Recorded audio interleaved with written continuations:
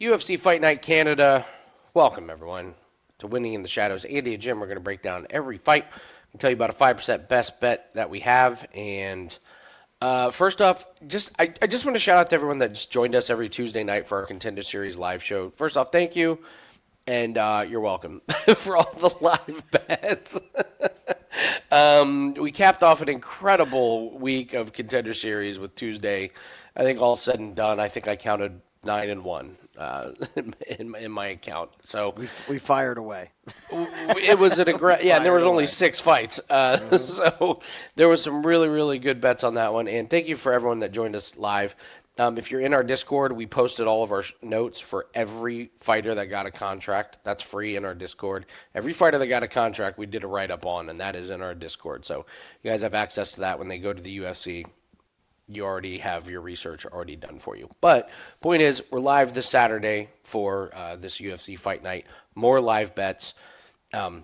We were able to get Fig at even money, which still blows my mind last Saturday. The live bets have been an incredible, incredible source of profit. So make sure you join us here on the Winning in the Shadows YouTube channel. But let's get into every fight breakdown here. And we're starting with a barn burner, Melissa Croden. And Tainara Lisboa, you're going to laugh, Jim. I actually have a strong opinion on this fight. I'm wondering what your thoughts are. I'm going to guess what your strong opinion is. I'm going to go out on a limb here, and you're going to take Melissa Croden Okay. to beat Lisboa. Why do you think that? Your reason being is Lisboa's injury history. Okay. And never being the same again. It was a lengthy issue. We had, 2-year layoff? ACL reconstructive surgery. Long time just to get back into the ring. Okay. That's my guess. Am I in the realm? No. Okay. I love Lisboa. Croden's All right. Okay. Croden is such. I don't even say fraud check. No. I'm so out on Croden. Okay. So we have a part-time job theory. This is not what she does for a living. She fights kind of wherever the hell she feels like it. She loses to Cavalcante in 2023, then fights this Catherine Later, which this fight was awful. It was absolutely awful. And then she gets another cakewalk in Ashley Dean. Croden likes to clinch, and it's a good thing because she can't punch. If she does not win the clinch or get this to the ground, good night, Croden. She is going to get pieced up on the feet. That is the Lisboa, you have one job. Don't get pushed up against the fence. Keep your distance. Don't get taken down, and you will piece this woman apart. I don't believe in the part-time fighter thing. Let me ask you this, Jim. Is Melissa Croden getting a fight in UFC if this is in Iowa or Vegas or Florida I'm so or New glad York? you brought this up. There's 2 fighters on this card that fit the mold of our local fighter theory, and she's one of them. Yes. She ain't getting a fight in UFC. 100% one of them. Yep. Yes. Yeah. So she's not UFC ready. She's not UFC caliber. She's got a pretty big frame. She can clinch. If she does, it's going to be really boring. And Lisboa, even though, she's only fought a couple more times, she has fought in the UFC. She's fought Jessica Rose Clark. She's fought Ravena Oliveira. She got held down for Luana Santos. But Lisboa striking is way, way better. I think she ends up getting this win. And to be honest, I think Croden melts. Don't be surprised if Lisboa gets something. Like, it wouldn't surprise me if this fight did not go the distance. But I love Lisboa. I don't believe in Melissa Croden in the slightest. That's my take. I completely agree with you. Oh, nice. Okay. Melissa Croden is the local fighter that is getting a shot to fight on a UFC because they don't have any other Canadian women to fight. What do you throw against Jillian Robertson? I think that fight's going to go. Like, they need Jillian to fight some better competition. So if they want to get Lisboa on the card, she's got to fight needs. Also, again, going back to the injury, long time removed from the surgery now. So Agreed. I don't fault her for that loss that she's coming off of. Again, she got held down. It wasn't like she got destroyed. She got held down. She got submitted in 2.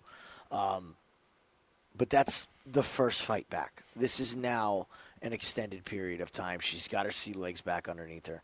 I think it's her, and I think she's going to lock up a submission in 2 or 3.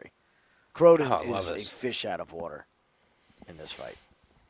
I agree. So it's scary to say we're all in on Lisboa. It's a kind of Terrifying. a lower level women's fight. You don't want to, go big on it. But we both, it turns out, without talking about this, really, really like Lisboa. And you're getting really good odds on this one. That's the other nice thing about it. So, Azamat Bekoev against Belgaroui. Jim, you and I know Belgaroui quite well. And again, this stems from we follow these Contender Series guys. This research from Contender Series, I'm telling you, it pays dividends way down the line. I'm going to start. I want you to start, and let's talk about this Belgaroui because we're both not a believer. Well, we've seen what we're going to see from Belgaroui. The big thing with him for me is that I don't see how he makes improvements anywhere. Like, I just don't see us being caught off guard. Like, he's going to come out looking like some kind of monster. He fights this Taiga, we'll call him. Guy had absolutely no business being on Contender Series.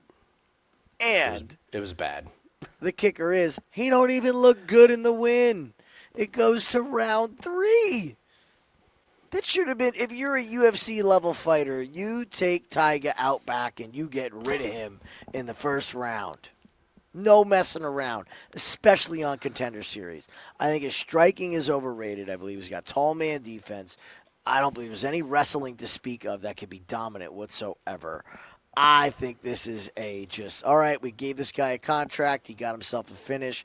What are we going to do? I know. Let's throw him to a guy who has legit skills in Bekoev. Very interesting part about this fight is that it was canceled and rebooked. Can I also What throw does a that wrench? tell you? Go ahead. I don't think Dana gave him a contract. That's how bad he was. Did he not get one? I don't think he got one. I'm going to have to go back and look. I'm pretty sure he didn't. It's been a year since then. If he didn't, I'll go back and look and see if we did. I'm pretty sure he did didn't, not then get a contract. Yeah, even worse of a look. Dana's not giving you a contract and a finish win. The fact that they rebooked this fight from August till now says everything. This is a strategy that we've been looking at is where are these fights booked and when? The fact that they're rebooking this tells you, okay, we have to make this fight happen because we need Bekoev to just destroy this guy and build him up. I think if you didn't know by now, Bekoev finishes this guy inside of 2. That's where I'm at. I agree. Bekoev's an interesting one. Struggles against our boy Dylan Budka, which is not great. Mm-hmm. Split decision against Dylan Budka. That's not great. Chauncey Foxworth was a pretty, interesting, close fight. It's closer than if you're just looking at Tapology. Oh, he knocked him out in the second. That was a lot closer. So you have this Lucas Fernando. He's a real fighter. So goes to decision, and then he gets into UFC, and I'm just gonna say I think the vitamins changed because he all of a sudden kills Zachary's in a violent finish on ground and pound. And then Ryan Loder is a legit wrestler, and Bekoev stuffs it and beats Ryan Loder within an inch of his life in this one. There was a level of violence that we haven't seen from Bekoev. And you don't normally see that when they enter the UFC. Normally you would have liked to have seen it before. Something's changed with him. I'll just leave it at that. With his training, the prayers, and the vitamins. And I think Bekoev absolutely dog walks Belgaroui. Belgaroui, like you said, tall man defense. People are going to see him at face-offs and be like, oh, look at this. Look how tall he is. And it's like, well, wait till you see his lack of cardio in the second round. Wait till you see that he doesn't know how to use his length. Like, that's another big thing. Like, he doesn't really know how to use these. Bekoev's going to walk through anything Belgaroui throws at him, probably take him down and get this thing on the ground. But, yeah, you and I have been excited to fade Belgaroui, and I am not going to pass up the opportunity to fade this guy. I'm stunned that there's people nervous about this one. I think Belgaroui puts on a pretty awful performance. Well, look at the experience advantage as well, and I'll go back to it again. Guess who they wanted Bekoev to fight? Torres Finney. Because Bekoev said, give me your wrestlers. Yes. Like give me these guys. I'll knock out. You Torres want him out of Finney. here? We'll get him out of here for you. Just like our boy on Tuesday that got rid of Freddie Vidal. Vidal. Yep. Thank you. His favorite guy. Thank you. Yeah, so let's give Bekoev a win, and then you can get Torres Finney out of here. You can get some of these other wrestlers that Dana doesn't like. Yeah, it's like Bekoev's like Dana's new like personal security, the bodyguard, the fixer. So it's a great move from Bekoev. Give me all your wrestlers, I'll get them out of here. I love it. All right, move on to Stephanie Luciano and Ravena Oliveira. We have not seen Oliveira in quite a while. I have no strong opinion on this fight. What about you? I'm going to keep this really short. I don't care who wins. Fight goes to decision. It's a strawweight women's fight. I'm not interested in betting on either girl. This will end up being a total pass for me. Okay. We don't That's need it. to waste. I literally have nothing. Yeah. I'm not willing to put my money on any of them. Well, sometimes there's fights you want to talk about and get good bets on. You're right. I'm not picking either one of them. Kyle Prepolec and Drew Dober. I know you're going to have an opinion on this one. What do you think? Well, this is the other homegrown local fighter, in my opinion here. What does Kyle do well? I'm trying to figure it out, besides take short notice fights and get smoked in it. You could say that him lasting to round 2 against Benoit Saint-Denis was an accomplishment. I firmly believe that Benoit Saint-Denis was easy on him in that fight. Especially looking at the Saint-Denis that we have now, right? Yeah. Definitely took it easy on him. And when it went south, it still went south quickly in a bad way. Kyle's no spring chicken either. He's in his mid-30s. I just don't believe he's UFC level, and never was. He saved a card. That's great. Very interesting name on here is Michael Dufort. The fact that they had this set for May 9th, and that fight got canceled. Michael Dufort is another Canadian, I wouldn't say star. He's in the PFL. He's okay.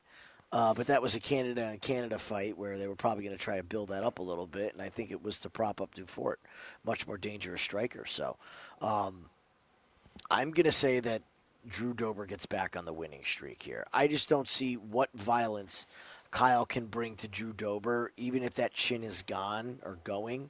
That is not going to be – it's not even close to the competition that he fought. I mean, look at this list of just violence that they've been throwing Drew Dober to.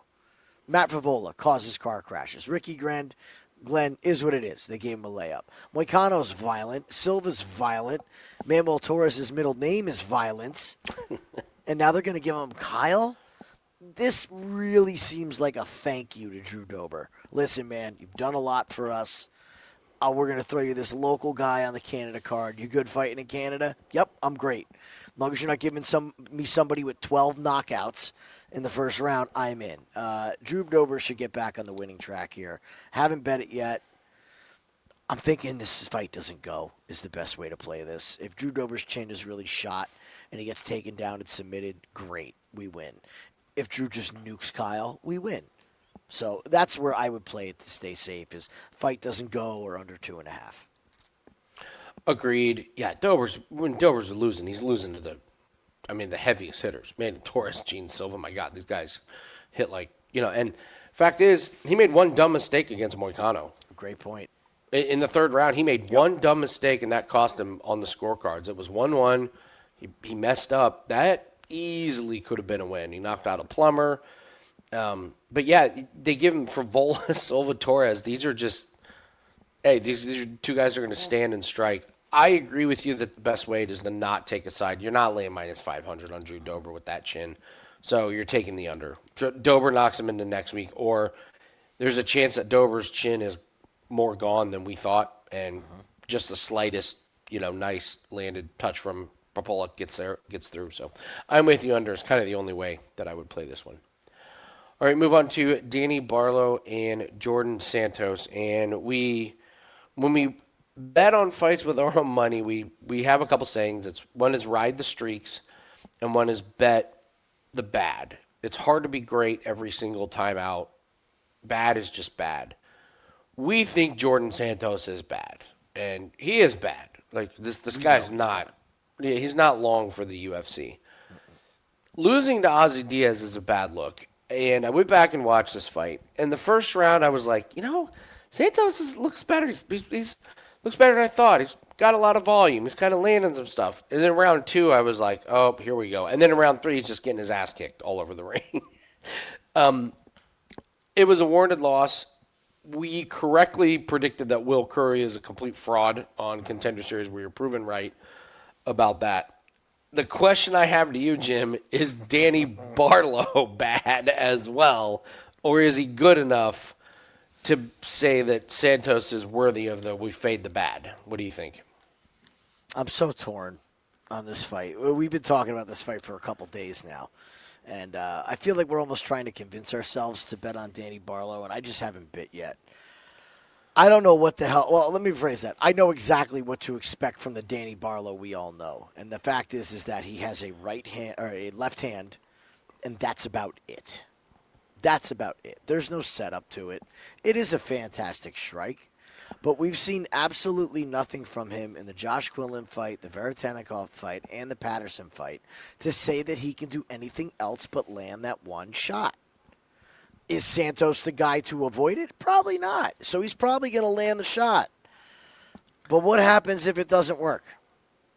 What backup plan could Danny Barlow possibly have that we have not seen? Now, I hope he's putting work in the gym because I think physically he's got a lot of skills. But he hasn't put it all together yet in the octagon. So I want to fade Santos as much as you do. I just don't know if Danny Barlow is the guy to do it. I hate to say it again. I'll take this one not to go.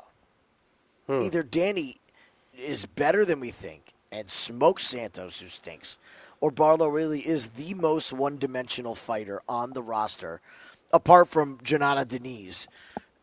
And he's just got one skill, and that's a left hand. So we're going to find out. I'll take the under 2.5. I'll take the fight doesn't go, and I'll figure out a way to make money on that. Yeah, Barlow, I wish we would have seen a longer fight with Sam Patterson. The fact is, it's a Sam Patterson fight. It's violence in the first round. Patterson's a finisher. This Veretennikov fight, he's so low volume, tried to clinch, tried to push guys up. I will say this. Barlow's at least a lot more, it just looks a little bit better. It looks a little more polished with his stance. He's more, I don't know what the word is, but he's not as flailing. Like Santos Refined. is just like, He's more refined. Okay, refined. But Santos is just throwing a lot of punches. But I will say this. It's going to look better to the judges when Santos is the one walking forward, at least throwing a lot of punches. Granted, they're not landing very good. But Barlow's going to be waiting for that one Hail Mary left. And it's a beautiful left. And if the counter comes, which it will, because Santos leaves himself wide open. He can't help himself. I could totally see Santos airborne off of a when Santos comes in and Barlow hits him so hard that Santos, there's a moment in time where Santos's feet are off the ground and he hasn't landed yet. I can absolutely see that happening. But if he, like you said, if he doesn't, look out. This is going to be a dangerous, dangerous fight for Danny Barlow. Santos is bad, and I haven't bet it yet. That tells me all I need to know. Mm-hmm. That tells me all I need to know is I have been thinking about it. And if I got to think too hard about it, that means it's probably a no bet. So how the hell is Santos even on the rankings at 64? It's pretty bad. And Barlow's not. Yeah, explain that to me. Yeah, it's a rough one. All right, we move on to Bruno Silva and Hyun Sung Park. Fascinated in your breakdown on this one. Where'd you land on this fight? Let's start with Bruno Silva. We're looking at 14-7-2 at this point in his career. He's not getting any younger. How old is he actually specifically? Tapology says 35. Listen, at this division, 35 is pretty much 38. It's 39. It's approaching the end here. That being said, the guy has been fighting a very high level of competition. Josh Van and okay. He's getting hit with damage in every single fight. Now, I wasn't there, so I can't say the accusations were true, but there has been a ton of talk about this guy and PEDs and him having to get off of them. And it really does make sense. When we see him go into the cage and get these wins, he is a violent, Violent son of a bitch. But against Kopp and Van, there was just no urgency. He was trying. He was a step slow. The striking defense is not there at all. He's just there to be hit constantly. So his best attribute is his power. Well, where did that power go? Cody Djorden, not the best. Tyson Nam, it's a choke. Victor Rodriguez, we're going back to 2021 now. The infamous JP Buys. Come on, everybody could knock out JP Buys in the UFC. So I have questions about what is left from Bruno Silva. I don't think there's much left in the tank. Is Park the guy to do it? He does the UFC a massive favor. Takes this fight against Tainara, gets absolutely smoked in the fight. One-way traffic for Tatsuro Tainara. Totally different game plan. I wish we could have seen more on the feet from Park, because that would have been a very interesting test against Tainara, who is ever improving grappling. They booked Park against Steve Erceg. I'll tell you right now, I think Park beats Steve Erceg. This Steve Erceg is squeaked by the skin of his teeth in that last fight. Other than that, he's on a massive streak. I think they have something in Park, and they're setting him up to get a win against an established UFC guy that is obviously on the way out. So I'm going to take Park. I don't have an opinion on a method. It's probably going to be a wrestle fest where he gets to control and just tires out Bruno Silva, and we've seen that once Bruno Silva's tired out, he can't defend the takedowns anymore. So I will go with Park. I will go Park by decision. Interesting. Yeah, Bruno Silva, listen, losing to Van and Kopp, I mean, he did at least make it to round 3, but he was getting his ass kicked the whole time. The fact is, Cody Djorden was tuning him up, and then he lands the big shot. He's going to need that big shot power, because I really think Park's going to wrestle him and get him to the ground and neutralize that. That's Silva's. I think it's his one path to victory. I know he submitted, Tyson Nam, but he knocked Nam down and then got on the back. It wasn't like a well thought out wrestle, grapple. Oh yeah, I worked into position and that kind of thing. So, he was going to fight Erceg, and they move him back to face Tyra. Tyra just held him down and held him down and held him down. We were pretty sure he didn't want to finish Park, but eventually it was just like, no, getting you out of here. So. I have loved fading Bruno Silva the last 2 fights, but against completely different fighters. Kopp and Van are the strikers. Park's going to be the wrestler. I'll begrudgingly agree with you about Park, but I think if Park wins, I think he gets the sub. Really? I do. I think this is on the ground, and I think Park eventually works into it. Silva does have good cardio, but it is kind of interesting. His biggest weakness, Bruno Silva is a striking defense. Park's not really that guy. That guy to exploit it. But I like Park. I'm out on Silva. I've made money betting against Silva. I know this is a pretty big step down, but you're right. When you save a fight for Tatsuya Taira, UFC kind of does you a favor, and you have to listen to what UFC is telling you. And they're telling us, this is Park's thank you fight. Mm-hmm. So go out. We're giving you somebody that you should beat. Go out and do your thing, young man. So pick his Park. Charles Jourdain and Davey Grant. Oh, man. I'm not going to steal your thunder on this one. You are the Davey Grant guy, so please I'm the Davey Grant whisperer. You just keep giving me Davey Grant at plus money sports books. You just keep giving me Davey Grant. Oh, Jim, he's got that dog in him. Davey Grant has got that dog in him, and I love this man. Arguably beat Daniel Marcos. You go back and watch that fight. You can easily make the case that Davey Grant did that. They give him Ramon Tavares, Tavares kind of sucks. And then they give us big plus money on Davey Grant, and not only did I make money pre-fight, but after that first round, Jim, you and I made a sizable live bet with Damon Blackshear. Did we get him at plus 400? It was some ridiculous number. Damon Blackshear used all of his energy to hold Davey Grant down for 1 round, and at the end of the round, Davey Grant pops back up, and Blackshear's like,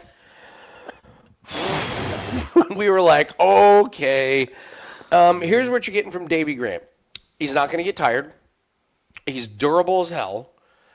The last time he got finished was 2018. His losses are a split to Daniel Marcos, which arguably he won, a split to Yanez. You could even make the case for that one. What do we say about Great split fight. decisions? Great yeah, fight, by the way. incredible fight. And Marlon Vera in his prime. That's this man's losses, and we just keep putting him at plus money. He's got submissions. He's got power. I'm telling you guys, he's not going to get tired. And Charles Jourdain, I just don't think is going to knock him out. You might have some good exchanges from Charles Jourdain, but Davey Grant is everything you want in an underdog fighter. He puts on a good fight. He's going to be moving forward. He's never overwhelmed. He's not going to look terrible in the third round. You're never going to be like, oh, that's a bad look from Davey Grant to the judges. He's a veteran. He knows how to squeak out rounds when it means the most. And I just keep watching more money come in on Jourdain. And when I see Jourdain, I'm here to kill this guy. Okay, Charles. Okay. All right, 16-8. Charles Jourdain. Congratulations on killing Victor Henry. Yeah. I don't buy it from Charles Jourdain. I have made so much money on Davey Grant that I'm playing with house money at this point. So I haven't even bet Davey Grant because more money keeps coming on Charles Jourdain. No, you wait. You just wait. Maybe don't even bet him before the fight. Perfect Just live wait. bet. Mm-hmm. Yes. Yeah. So it's going to be Davey Grant is the pick for me. I know it's Canada. I know it's Charles Jourdain. But one guy is on a really nice winning streak, and one guy's most recent win is against Victor Henry. So Davey Grant is the pick for me. Let's talk about Charles Jourdain's wins, shall we? Yes, we shall. Andre Ewell. Lando. I forgot about Venata. Andre. I forgot about Andre Ewell. Here, let's see what Andre Ewell's up to. 18-10. That's what. He's losing in exhibition boxing, bare knuckle, and karate. Oh boy. Yeah, not going well. Not going well. Kron Gracie. Ricardo Ramos. Give us a little click on Ricardo Ramos, shall we? I mean, this man just got choked out by Khan awfully, so you'll forgive me if I'm not impressed by Charles Jourdain choking him out. Which, by the way, I believe Charles Jourdain Ramos hit Charles Jourdain, knocked him down, and then stuck his neck in a guillotine. He stuck his neck directly into a guillotine. If he doesn't stick into that guillotine, he's on top of Jourdain. He beats Victor Henry. Boy, Victor Henry, best fight of Victor Henry's career is going to be when he upset, who did he upset? Was it Barbosa? No, it was... no, it was the veteran in his Barcelos. Help me out here, Barcelos. Who was not on the special vitamins That's the at that peak time. of Victor Henry. It's never going to get better than that. That was one night magic. Other than that, the guy has been just middling. Him getting his sack forward. caved in against Jafid. Shit happens there. I mean, come on. But like beating Ronnie Yaya, old ass Ronnie Yaya. All right, beating Pedro Falk. Oh, come on, man. Give me a break with this guy. And a decision, too. Like an unimpressive decision. Give me a break. So Jourdain's wins have not impressed me. It's lazy to say that the move down in weight was a big, great thing for him. He has all these tools. He has this great striking. But again, is he knocking him out? No. When was Jourdain's last knockout? Just His go last down it. knockout? Like standing It's finish. guillotine, Not a choke. Marcelo Rojo. It's a who's who of not in the UFC anymore. He knocks out Du Ho Choi. There you go. Yeah. Oh, Rojo and Choi. Oh, God, Damian Lapalus. Oh, these guys. Yeah, but again, you're talking 4 or 5 years ago. But this is what I'm saying. Is he knocking out Davey Grant? No. Absolutely not. No chance. Is he choking out Davey Grant? He's not going to offensively wrestle. He's going to stand. And the second that his gas tank starts to go, if it does, Davey Grant's going to be all over him like a dog on a bone, especially in round 3. So I agree with you. I think you wait and you play Davey Grant live. You hope that Jourdain comes out strong. The Canadian crowd cheers him on. Then you drop that Davey Grant hammer right halfway through the first round. Sit back and enjoy the chaos. Try to get a good bet on Jourdain. Hedge your bet out. Love it. Love it. All right. We mentioned we got our 5% best bet. That is up over at Wager Talk. Listen, guys, the big bets have been really, really solid in MMA. We're coming off a Contender Series win on Tuesday, coming off a 5% win on Saturday. We lost a couple small ones, full disclosure, on Saturday. Special shout out to the ref who's totally screwed up the Alvarez-Luque fight. That cost us one. But the big bet gets there, coming off a big win last Tuesday. Coming off a big win last Saturday on the 5%. So these 5% plays have been hitting big time. So we got one play that's up right now. Encourage everyone to get it. It's a play we bet with our own money. And those of you who've been watching us live, you can know the live bets are really good, but these 5% best bets have been absolute money in the bank. So wouldn't be promoting it if we didn't believe in it, if we didn't have some track record on that. Goal on these 5% plays, in my opinion, is 65%. At the end of the year, we're at 63%. So right on track. We get this one here, we're right at that 65%. So be really, really happy. Join us. Let's cash big on Saturday. All right, let's move on to Kyle Nelson and Matt Frevola. Jim, the floor is yours. What do you make of this one? Oh, my kryptonite, Kyle Nelson. The guy that I pegged to fade. Yeah. Every time I fade Kyle Nelson, he makes me look like an absolute idiot. Every single time.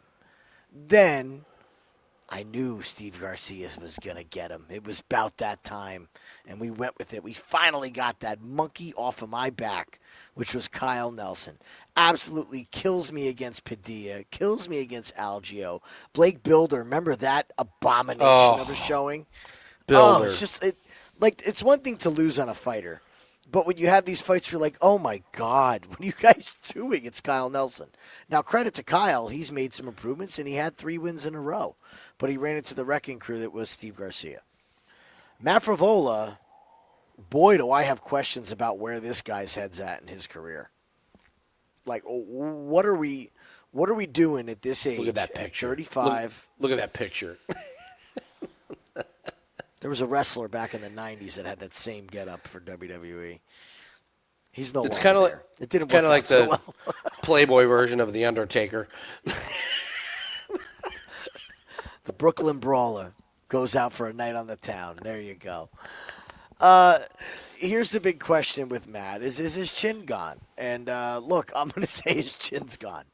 I think it's absolutely gone. You cannot say anything about Matt Frevola wrestling. You're not allowed to talk about it anymore. Because, yes, he's a credentialed wrestler, and he never uses it. Ever. He has not been on the ground since 2022. It's been just fighting and standing and punching and knees and flying knees. It's just a mess. This is going to be an absolute car crash. Both of these guys are going to stand and throw.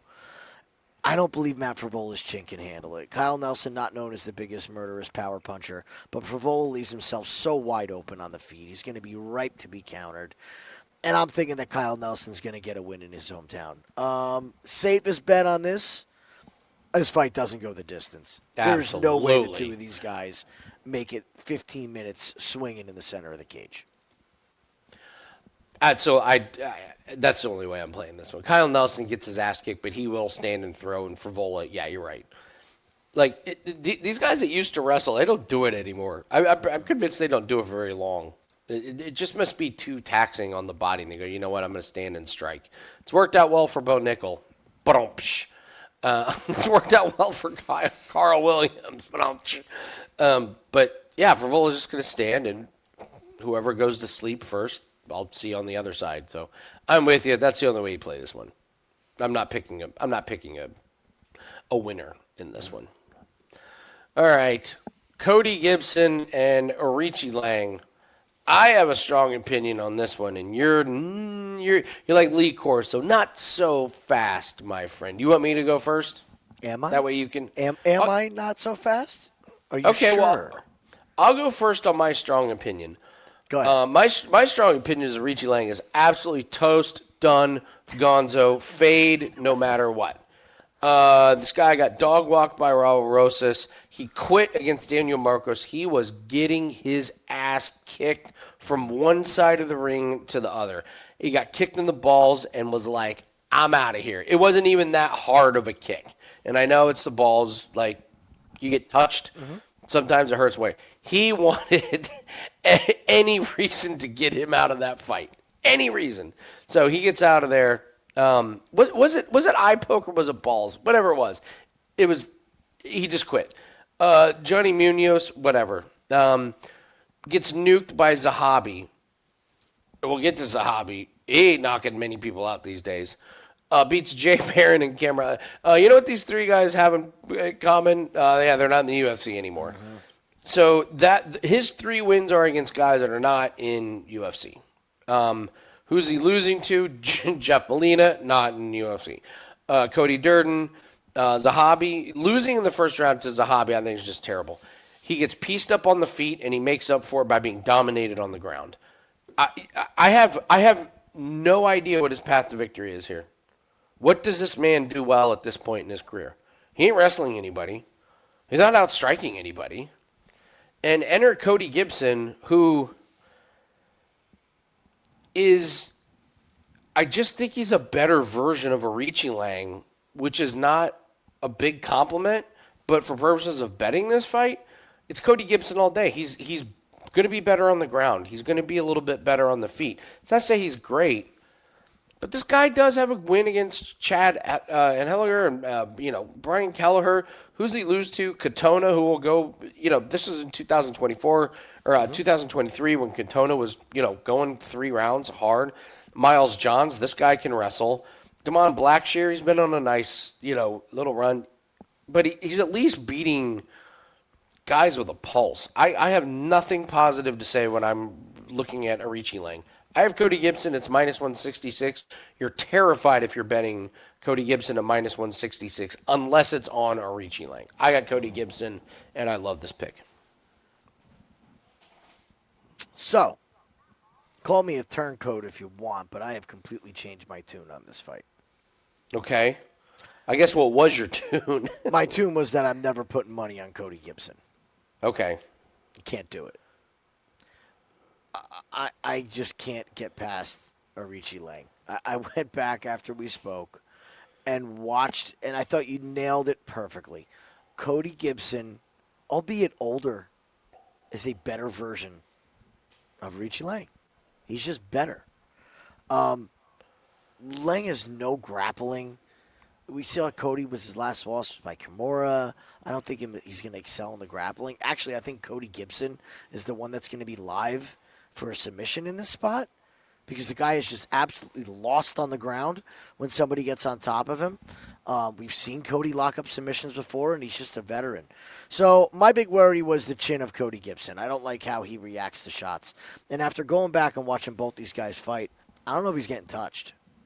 You got to touch the guy to hurt him, He's going to be too long, too big, knows how to use his range. I think he will initiate the wrestling. And at that point, you're not worried about a knockout coming. So, the path to victory to me is for Aoriqileng is to knock out Cody Gibson. I just don't see it happening. So I'll go Cody Gibson. I'm with you. Change my tune.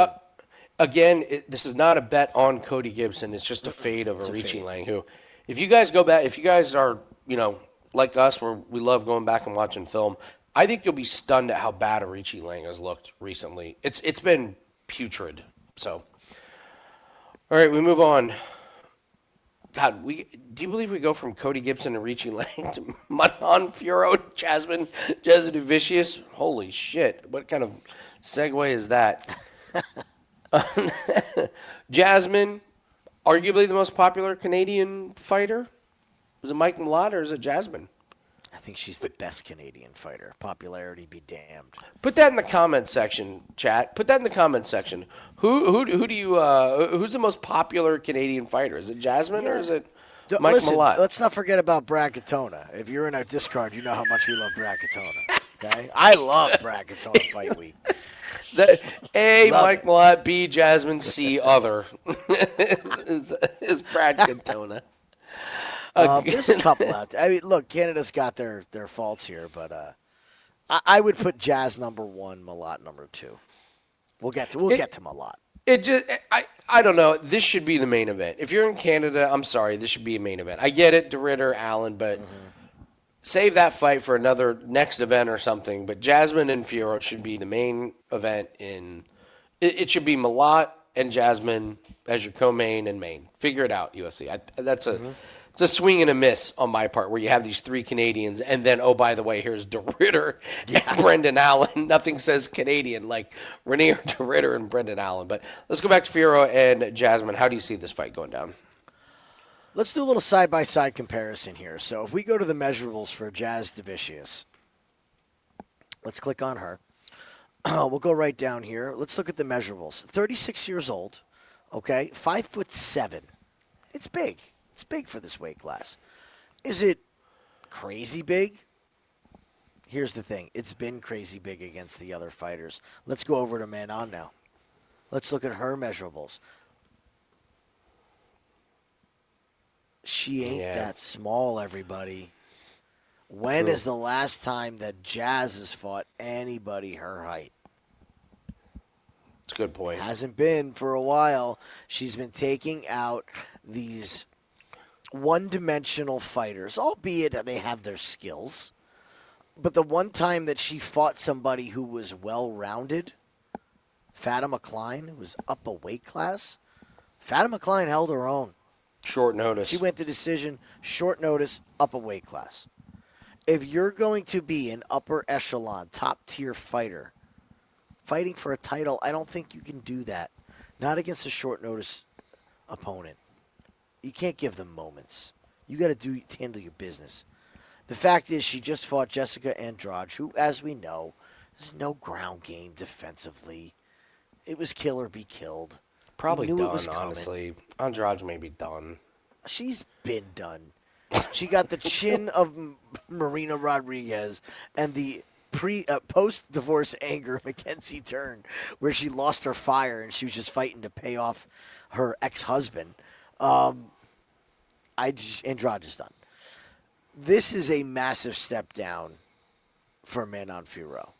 Ooh, shots fired at Jasmine. Wow. I love Jazz. I do. But her striking leaves so much to be desired. And Manon is going to be the same size. She is going to dance around the outside of the cage. The Canadian crowd is going to boo. And she's going to continue to pepper with jabs and side kicks and kicks to the thigh, that little jumping oblique kick to the thigh. And she's going to keep her distance. She went the distance with Shevchenko. I don't know if Jazz goes the distance with Valentina. She's just such a liability on the feet to get hit. I have Manon by decision, and this upsets a whole lot of Canadians that are there to watch their girl fight. I love Jazz, but this is the first big step up for her to legitimate competition, and I think she's going to need a little bit of a lesson that she's got to redirect her focus to getting better at striking. She's about to fight a world-class kickboxer that she's going to chase for 15 minutes. Jasmine doesn't get this on the ground. It is a long, frustrating, annoying fight. I love, you talk about those side kicks, that annoying, like, Jazz starts to shoot in, and Fiorot just lands that to the hips, lands that to the gut. I don't have anything else to add. Fiorot by decision, and you're right. It's going to be the most annoying thing ever for the Canadian crowd. But, yeah, come on. Fiorot just went the distance against Valentina. Won a decision against Blanchfield, won against Rose in 2023. Like, these are good opponents. And what's the line on Valentina versus Jazz? Valentina minus what? 500. Valentina. Jasmine's not taking Valentina down and winning that fight. Aaron Blanchfield, not at will for 5 rounds. No. Yeah. Blanchfield. They both kind of. That's a fight I would like to see, to be honest. I'd love to see that fight, but that's a great fight to me. If Fiorot beats Blanchfield, she's beating Jazz. I think this is a terrible match. I'm actually stunned they gave Jasmine this one in Canada, but I guess you got to give her. You got to give Jasmine something. You got to start fighting. You got to start fighting people above you. Yeah, we loved Klein. We said that fight was going to be close. It was. Lipsky, great. Jasmine overpowered her, but then. Yeah, beats Silva, who gives up, and Andrade, who's kind of done. May I real quick? That Silva win, I went back and watched that fight. The head case of Mayra Bueno Silva was in full effect that fight. And the no cardio of Mayra Bueno Silva was in full effect that fight. Jazz did nothing. I'm not discounting her, but she did not win that fight in some dominant fat where it made you go, wow. You're just like, my God, Bueno Silva. Get on the treadmill. Do some cardio. Learn how to get back up, for God's sake. Get your head in the game. Jeez, just letting your career go away, you know? Yeah. I agree that I think this is one of my more confident plays is Fiorot to win this one. I mean, Jasmine has one shot to win this one, and that's get it on the ground. And Fiorot can get up. That's the other thing. Fiorot can get up on this one, but even if Jazz can get her on the ground, it's going to be a lot of work. Move on to Marlon Vera and Aiemann Zahabi. Going to you, Jim. What do you think? You keep going to me with these guys that cost me a ton of money. Aiemann Zahabi has cost me a lot of money. Oh, really? Okay. Oh, he was number one on my fade list. At one point, Aiemann Zahabi, to me, was a guy that was in the UFC because of his brother. And we're going back to this Vince Morales. I mean, again, look, a loss to Ramos, a loss to Vince Morales. Then all of a sudden he fights Draco Rodriguez. Well, we remember how bad Draco Rodriguez is. I don't try to fade him there. Ricky Tercios. Ooh, that's ugly, right? Try to fade him there. Aoriqileng, there's the win there. Basharat, he beats Basharat by decision. That Basharat shit me. the bed. Basharat shit the bed. Fell apart in the third round. Absolutely got cocky and fell apart. Kind of lucky to win that one. Oh, he was. He was. Pedro Munoz, he does what he needs to do to win a decision over stumpy arm Pedro Munoz. The Aldo fight. I'm all over Aldo. This is the moment. Next thing you know, I'm live betting Zahabi round one and just dropping the hammer on it. So, look, I can't continue to doubt the guy. It's just cost me too much money. You guys have seen this. I'm not stubborn and thick-headed where I got to beat somebody. I'm not trying to beat the fighter. I'm trying to beat the books. So if it keeps hurting me, I'm off. I'm either not betting or I'm flipping to the other side. Lucky for me, we have Marlon Vera, who perhaps, is there another guy who pissed away in a career more than Marlon Vera has over the past 2 years? Oh, wow. Wow, you're going there? Ooh, okay. Why is Marlon Vera fighting at this point? Money. Money. Yeah, I mean, it's not. It's his job. It's what he does. By the way, here's another one. I don't believe for 1 second he's 32. No, I don't believe this at all. This guy looks like he's aged a lot in the last few years, and this guy's got 34. Yeah, 34 fights, and he's supposedly 32. The days of front-kicking Fred Yeager and Dominic Cruz are long behind this, man. These fights suck, man. And you know one of my favorite things a fighter's ever said in the ring is when Sean O'Malley said, "Did Cheeto fight tonight? Was it boring?" and the whole crowd was like, "Yeah." And it is. These fights suck. Stop putting him on these cards. They're snooze fest. They're terrible fights. He constantly gives away a round. If you're betting Cheeto Vera, you're at a disadvantage pre-fight. You just are. He gives away the first round. And every fight, what does he say before? I got to start faster. I got to come out. And what does he do? He does this. At 4 feet, and he throws a couple little leg kicks, and he gets hit 5 or 6 times and loses the first round. The speed and movement of Zahabi is going to do wonders the first 2 rounds of this fight.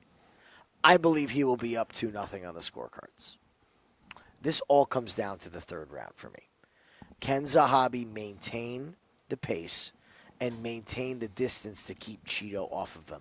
And not let Cheeto get inside and throw those elbows and knees. If this is a pure kickboxing, not Muay Thai, match at range, I think Zahabi walks through Cheeto Vera. Just outpoints him. It's going to look like a landslide of techniques, one to the other. That's an interesting thing to look at is total strikes. If you're a bettor with that, we know Corbin loves those things. So I'm interested to talk to him at some point about this fight. I have Zahabi by split decision. I think Cheeto's going to win the 3rd, and Zahabi's just going to have to survive. And it's going to be 2-1. And believe it or not, we're going to be talking about Aiemann Zahabi getting into the title picture in the UFC. Oh, my God. Oh my God. I can't believe it. No, I don't want to watch it. All right, let me give you some hilarious stats. Okay. Go right ahead. All right, so they have a common opponent recently. It's Pedro Munoz. What do you think how many combined significant strikes do you think Zahabi and Vera landed on Pedro Munoz? Combined. Combined, both of them. Both of them 15-minute fights. Yep. I will say 280. They landed 250 shots on Pedro Munoz. Now I would like to read you the rest of the fights on their significant shots. Against Fig, Vera landed 52. Against Sean O'Malley, he got outstruck 230 to 89. Against Corey Sandhagen, he got outstruck 128 to 58. Even when he beat Dominic Cruz, he got outstruck 92 to 61. We'll go to Zahabi. Zahabi outstruck Aldo 99 to 68. We talked about Munoz. Against Basharat, 75 to 67. Against Ricky Tercios, 54 to 27. The only fighter that these guys can consistently land a lot of strikes on is the T-Rex arms of Pedro Munoz. of Munoz. So I expect this to be a boring shit fight. I want nothing to do with it. This is a pee break fight. The only reason this fight is existing on this card is because Zahabi's from Canada. Again, is Croden getting a fight on any other card? No. Is anybody clamoring for Zahabi versus Vera on any other card? This fight stinks to high heaven, but you're right. It is Zahabi. Zahabi's the easy pick. Vera is stuck in mud. He's so slow. He's just there to get teed off on. He has no explosive power whatsoever anymore. I don't know. He's not subbing anybody. He's not knocking anybody out these days. Not the way Zahabi moves on the feet. He's not knocking out Zahabi unless he gets completely lucky catching the. He's gonna have chin. to catch him. Yeah, he's gonna have to catch Just him in one coming weird in or something. Yeah. Wild. All right, we got two more fights here to go. So if you guys could please hit the like button, leave us a comment in the comment section. Tell us if you disagree with anything you've heard here tonight. Tell us what your best bet is. If you want to join our Discord, it's the Winning in the Shadows Discord channel. Where we do all of our updates. We got a bunch of free information. We got some really good handicappers in there giving out their free plays. And if you want our 5% best bet, that is over at Wager Talk, wt.buzz/AL. Coming off big contender series wins the last 3 weeks, and we're coming off of 2 straight 5% wins in UFC. And we told you guys that we were going to have 3 straight 5% plays. We called our shots on this one. We said 2 weeks ago, 5% play. We hit that one. Said 5% play last Saturday. We hit that one, and we knew we were going to have a 5% play this Saturday. We're going to hit that one. So let's complete the 3-0 sweep. All right. Your boy Kevin Holland and Mike Malott. I don't know what to make of Kevin Holland these days, Jim. I don't know if you can make. You've been the Kevin Holland whisperer. I've been the Davey Grant Until whisperer. the last fight. Yeah, you're okay to lose one, Jim. How many Kevin High Holland standards, man. High standards. You correctly predicted Luque, Nelson, DeRitter, deletes Olakasechek, Michael Page. You crushed all of these. The Daniel Rodriguez was about as frustrating of a loss as it gets. He absolutely pissed that one away. Now he gets a tough matchup against Mike Malott. What do you see from Kevin Holland and Malott? Well, let's go down the classic Kevin Holland checklist. Okay. Does Kevin need money? First question. I'm going to say no, he doesn't. Okay. Let's go down the checklist, then we'll revisit. Okay. Is Kevin Holland motivated? Based on interviews I've seen, yes. He is livid about the Daniel Rodriguez. He has nobody to blame but himself. He does appear to be motivated. True. Is he motivated? Can Kevin's opponent wrestle? This is the tough one. I knew this question was coming, and this is tough. Can he wrestle? I don't know if I would put Malott as a wrestler. Is he aggressive in the clinch? Yes. Can he clinch? Yes. Is he a go for the double leg, take you down? I don't know. You own a karate gym. What's the difference between I can clinch strong against the fence, but I'm not the guy to double leg, take you down, and wrestle you and hold you down. Like, what's the difference between that? It's a Between the massive. clinch? It's an absolute massive difference. I It's know it is. I'm huge. just wondering what the term Well, the term is is. this: Mike Malott isn't a folk-style traditional American wrestler where he can hit a blast double leg in the center of the cage. Grant Dawson. He's not Grant. Put you in the middle of the cage with no fence around you and get you there, and then you're there. Mike Malott's wrestling is kind of relies on flurries. It relies on chaos for him to get into dominant positions. Now, once he's in dominant positions, the guy's a fantastic grappler with finishing ability. So let's answer a couple of those questions. Does Kevin Holland need money? Kevin Holland just opened up his own gym franchise that is open to the public. It's not an MMA gym. He wants to give people places to train. So Kevin Holland is on his 5th fight of the year. Why is Kevin Holland on his 5th fight of the year? Because Kevin Holland needs money, folks.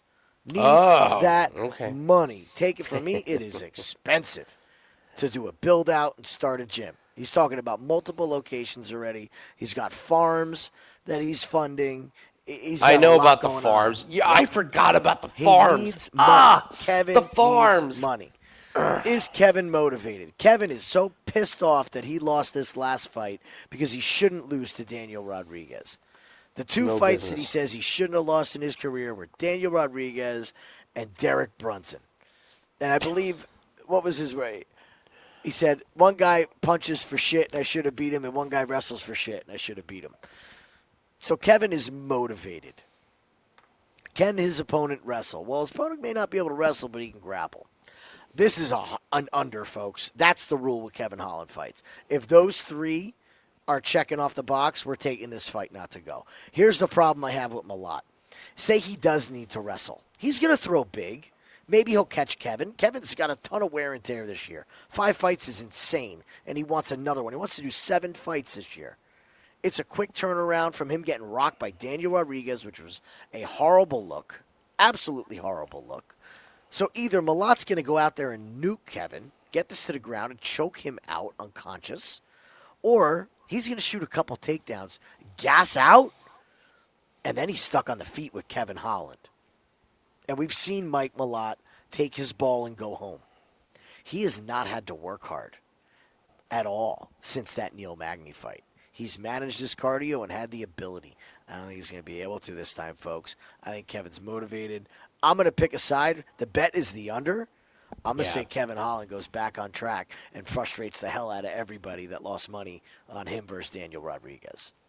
Well, he pissed me off in that one, but I agree the under is the way to go in this one. Mm-hmm. We have Mike Malott, who there's been questions about cardio issues, and it reared its ugly head against Neil Magny, where he was dominating Magny, gets finished late because he had no energy. And what do we see when a guy loses a fight because of lack of cardio? He comes back and he goes, just give me 3 rounds. That's what he did against Trevin Giles.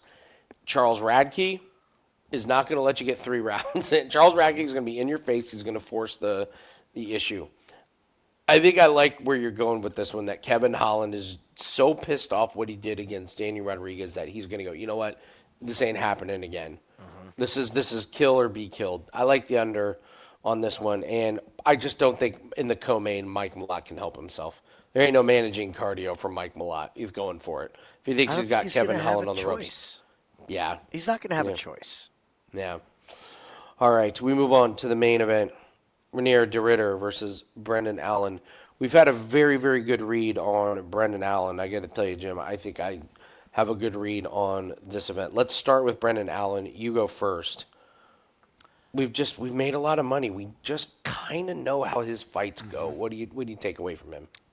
First off, always been a fan of Brendan Allen. A kid who's had all the tools physically ever since he made it into the UFC. Has put on some fantastic performances.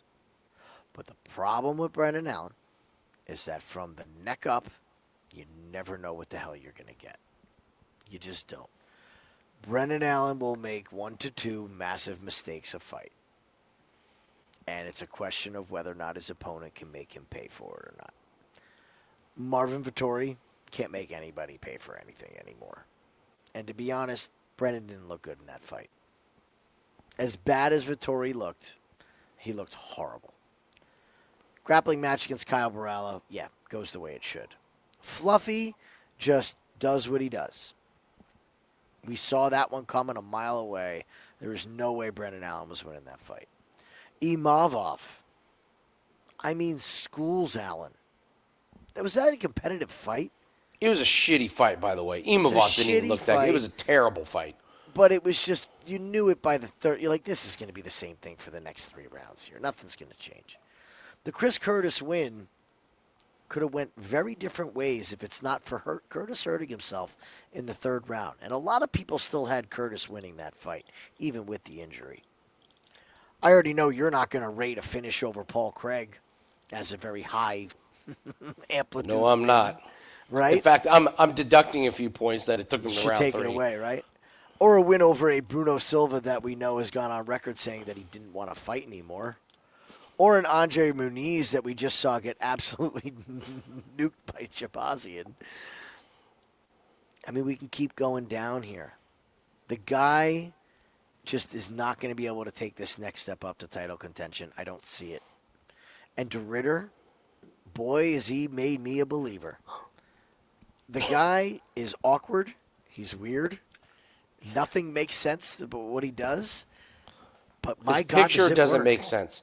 Nothing. Jim, his picture doesn't make sense. It looks like there's lightsabers behind him. No. He's in the UFC and he's walking out in a gi. Nothing about this man in UFC makes any sense. His facial hair doesn't make sense. The shape of his head doesn't make sense. His body construction doesn't make nothing makes sense. But he continues to fight and murder people. How many times could that Whittaker fight have been stopped? I can't believe that thing went the distance. Kevin Holland said something very interesting in doing my Kevin Holland research. He was asked about who's going to win this fight. And what he said about De Ridder is, that guy is so strong. Like, you have no idea how strong he is. He is huge, first of all. He's huge. He is so strong. He just said, like, he's heavy on you. Just wears on you heavy. And when asked about Brendan Allen, he goes, well, what about Allen? He goes, well, he's got that Louisiana dog. Really? So Brendan's got a shot because he's that Louisiana dog. What does that tell you about a guy who's been in the ring with both of them? Backhanded compliment. Oh, yeah. That's one way of saying De Ridder's about to smoke this guy. I think this is De Ridder. Hot take, I think this is De Ridder by finish. I think he submits Brendan Allen. I think he wilts him on the ground. He takes the back at some point, and it's either ground and pound or he's going to sink that rear naked choke in. And Brendan Allen stepping up in competition has not gone well his career. So we talk about fading the bad and riding the streaks, and there's just something about De Ridder where the stars align. The stars have aligned for this guy, and I'll tell you I will tell you the biggest stars have aligned. What do you notice? How have the stars aligned for this guy? Certain somebody that won't be in the cage this weekend. So the stars align. He gets Gerald Mearshart, and he looks god awful in the first 2 rounds, and then he submits him, and you're going, can't wait to fade De Ridder. God, I can't wait. So then we fade him against Kevin Holland. You called it. You said nope, just take the under.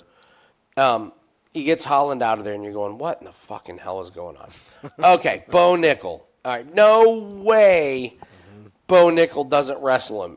Who does he get? Bo Nickel, the striker. Wilts Bo Nickel, and you're going, this isn't happening. And then getting Whittaker. Whittaker's going to smoke him on the feet. Whittaker looks like a shell of himself. And by the way, Whittaker came out and said, I haven't been hit that hard. Like Whittaker said the same thing. He's like, you can't believe how strong this guy is. So Holland said it, Whittaker said it. Those knees up the middle absolutely melted Whittaker. And when you see a win over Robert Whittaker, it was because of the strikes. It wasn't necessarily because he held him down, wrestled, and is Whittaker the same guy that we know from a few years ago? It doesn't look like it. So you're going, all right. No way De Ridder's going to win his next fight because they're giving him a big opponent. Who do they give him? Fluffy, and you're going, it's over. DeRitter, it's over. The streak is over. You're fighting Fluffy's going to dominate you. Fight canceled. And you're going, oh, man, maybe the stars are aligned. Well, what if we give him someone like Brendan Allen? You're like, you can't be serious, man. Like the stars have aligned for this, and you're right. Yeah. This is the big one. There's just sometimes life works out for people, and DeRitter has had the most incredible run the last couple of years. And what I love about him is more power to him. He's like, keep giving me, keep giving me fights. He just said 5 rounds. He goes, I've been working for years. I don't have time to wait. Let's go. That's what he said. I don't have time to wait. I just went 5 rounds against Whitaker in July. Yeah, but DeRitter, it's October. He's like, I know. Let's get this going, people. You're fighting Fluffy. Fine. Fluffy's out. Give me somebody else. Brendan Allen, I'm all for it. Until he gets the nightmare matchup, Fluffy was the nightmare matchup for him. Yeah. Until he gets the nightmare matchup, I'm not betting on him, or I'm not betting against him. I'm betting on him. This is the war. This is a nightmare for Brendan Allen. Vittori's done, gone like Gonzo. You can't depend on him. And he's losing to the best guys. It's DeRitter by finish, and I just sometimes when someone's on a roll, it's like at a craps table. Like a guy just keeps rolling, like 8. You're like, you're gonna go out there and bet against him? Surely he's gonna lose at some point, but in the meantime, I'm betting on him. So, yeah, it's DeRitter. It's DeRitter by finish, and I'm with you. You and I made a lot of money betting against Marvin Vettori. And make no mistake, that was not a bet on Brendan Allen. That was a bet against Vettori. Well, also remember what was going on with Vettori. We had the passing of his brother that he decided to take a fight after. And, again, sympathies out to him. But, Brendan Allen in that situation needs to finish that fight to be considered a title challenger. As bad as Marvin looked. All right, let's do the Parlay Buster and the woulda, coulda, shoulda. Parlay Buster's a little bit difficult here because I'm not sure how many actual parlay pieces there are. Well, the criteria is they got to be Canadian. For starters, they got to be a Canadian. Who's it going to be? I'm going Charles Jourdain. I've seen money come in on Charles Jourdain, so people are betting on him. And then I see he comes out with I'm here to kill this guy. All right, you have fun with that, Charles. I'm going to do something because we know this fight is going to decision, and we know it's going to. I'm going to say it's Zahabi. Like, I'm not willing to put my money on Zahabi. Just give me the over. Like, this is. You're saying if this is just a squeeze. Both guys have landed 51 punches. Livid at the end of this when they call Marlon Vera's name. We're all going to think Zahabi won too, and it's going to be Marlon Vera wins a split decision. One last judge will have it 30-27 for Vera. This is great. I like this one. Yeah, they just totally hose Zahabi on a questionable one. Okay. Woulda, coulda, shoulda. Now we can do a lot with woulda, coulda, shouldas. You got a good one? I've got several of them. Well, I'm not going to go by lines because God knows what they're going to be. We have huge favorites, and we know they're going to steam by fight time. So let's just go based off of what will happen. Kyle. Drew Dober getting to fight a guy who should not be in the UFC. Everything's said for Drew. The chin returns. It's Drew Dober by knockout, by finish, inside of 2 rounds. He just nukes Kyle at one of those big swinging hooks in the first round.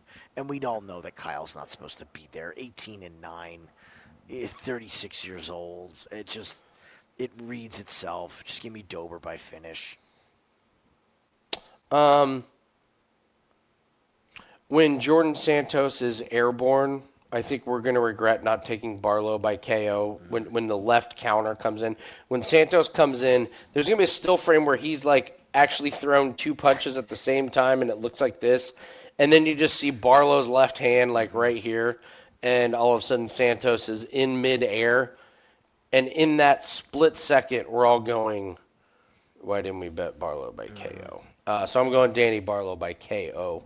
that the woulda, coulda, shoulda. Not only am I calling I'm calling the airborne on Santos here. So if we get the airborne still frame, this will be absolutely incredible. So, all right, guys, that is going to do it. There's a lot of wild predictions on this card. I believe that this card is going to be interesting. I'm not going to say exciting and great fights, but I believe the results on this card will be very interesting. There's some shitty fights. There's some really shitty there's some fights stuff that could go either way. There really is. I mean, you'll forgive me if I don't stay and watch the entire Cody Gibson Aoriqileng fight. You'll forgive me if I step out to stretch my legs during the Marlon Vera Zahabi fight. Like, there's a few of them that could be pretty bad, but the goal is to make money on them, and that's what we're here to do. So, all right, guys, thanks so much for watching. Hit the like button, leave us a comment. Don't forget 5% UFC Hammer Time. Best bet is up for Saturday. Thank you so much. Jim and I will be breaking down the NFL games as well. That's going to be up on Friday or Saturday morning here on the channel. Frustrating 4-4 week in NFL.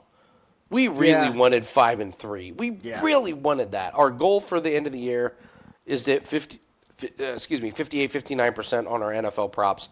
That's what we specialize in, NFL props. We lost the one on Monday Night Football, which pushed us to 4-4, which was just, it's an ego check. 4-4 is that a disaster? Of course not. But no. We really wanted it, for our record. So we're going to continue pushing for 58, 59%. We're right at 55% right now, but we're going to put up a pack probably on Thursday. It's going to have all plays for Thursday, Sunday, Monday, every single play that we have. We're averaging about 7 to 10 per week. We're pretty high volume. We lower the percentages on those, but really great way to build your bankroll. It's a lot of fun. Props are just a hell of a lot of fun. I've had really good reads on that, so invite everyone to join us. So 5% best bet, NFL props backer up. Hit the like button. Thank you so much. Let's have a big Saturday. Take care, guys. See you then.